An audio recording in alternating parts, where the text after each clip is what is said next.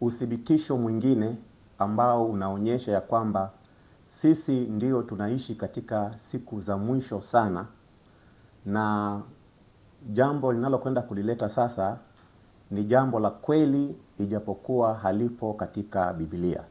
Katika historia, mtu mmoja ambaye alikuwa ni rabi wa Kiyahudi kwa jina la Juda ben Samueli, katika mwaka wa 1217 aliwahi kutoa unabii wa kushangaza sana. Katika mwaka wa 1217 mtu huyu rabi wa Kiyahudi aliwahi kutoa unabii unaosema kwamba wakati Waturuki watakapoushika mji wa Yerusalemu, wangeushikilia kwa muda wa miaka 400, na kwa muda wa miaka 50 mji ule ungekuwa hauna mwenyewe, na kwa miaka mingine 50 mji ule ungerudi kwa wenyewe.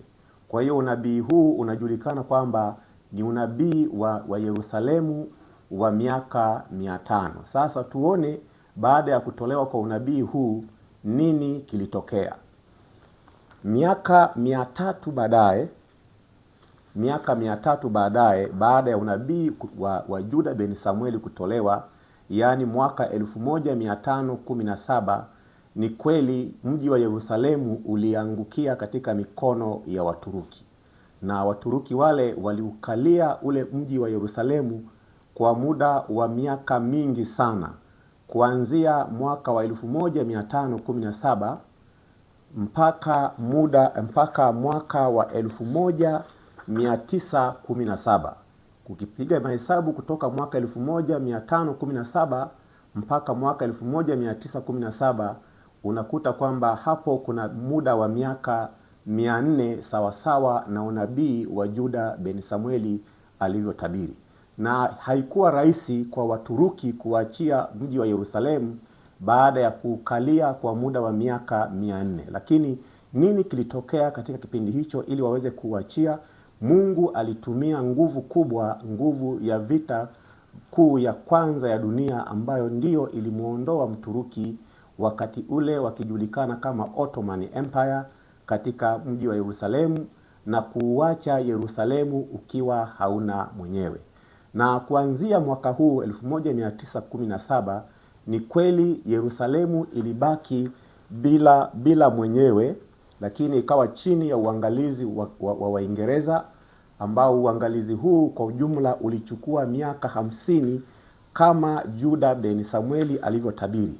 Na ilipofika mwaka wa 1967, ni kweli kama Juda ben Samueli alivyotabiri, mji wa Yerusalemu ulirudi tena kwa wenyewe kupitia vita ile maarufu sana inayojulikana vita ya siku 6.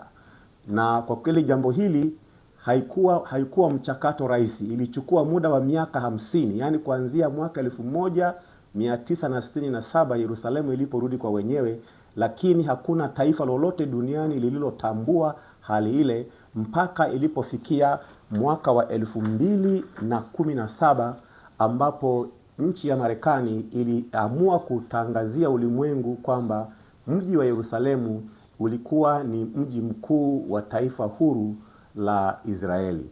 Na kulingana na unabii wa Juda ben Samueli, alitabiri kwamba baada ya muda huo nyakati za mwisho za Masihi zingeanza. Kwa hiyo ninao ujasiri wa kusema kwamba kulingana na unabii wa Juda ben Samueli, ijapokuwa haupo katika Biblia, lakini ni uthibitisho wa wazi kwamba kalenda ya Mungu ya kanisa ya miaka 2000 ni kalenda ambayo ni sahihi sana. Na sasa tunaona kabisa ya kwamba tangu mwaka 2017 Yerusalemu imekuwa rasmi kimataifa kwamba ni mji mkuu wa nchi ya Israeli.